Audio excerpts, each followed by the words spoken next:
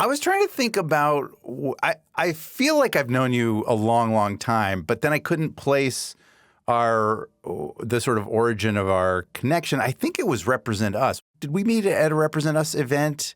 Oh like my way back? gosh. I think you're right. Yeah. Yeah. I didn't know if it was Do Something or like I knew we were in the mix on the let's inject hope into working on society's problems because everyone always thinks that's a drag. And it's like, no, it's actually pretty cool. Yeah. We were just before we started recording, we were talking about fly fishing, which I want to get back to.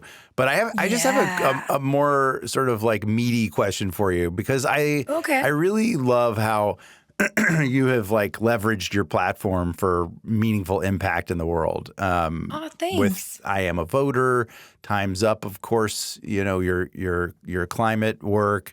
And I'm just curious, you know, a lot of people with high profile kind of dip into activism here and there. You've done much more than dipping in. Like you're fully engaged. And I'm curious how those particular issues emerged for you. Was it sort of strategic about where you could make the most impact, or was it more visceral, like these are things I feel in my gut and I got to speak up about this? Yeah, it's definitely option B in the choose your own adventure.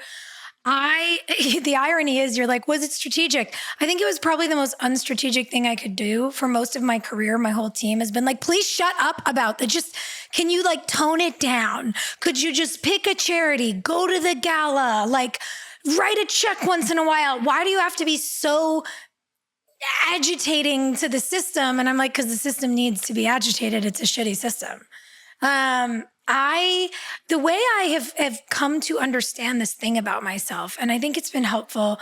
One of my best friends is a really brilliant writer. His name's Jedediah Jenkins. And he said something to me years ago. He said, we have a lot of friends that work in creative spaces. And a lot of our friends who are creatives are also concerned citizens, you know? He goes, but I think you're the only person I know who's a full-time activist who pretends to be a full-time actor. Like, I feel like you kind of act just so you can maintain this reach. And I used to think that was true. And I think what I've realized over the last couple of years is the spectrum of my experience as a person needs both. My work, whether it's like, you know, jumping in to do an improv show or a movie, is so sustaining to me and like my creative gas tank. Mm-hmm.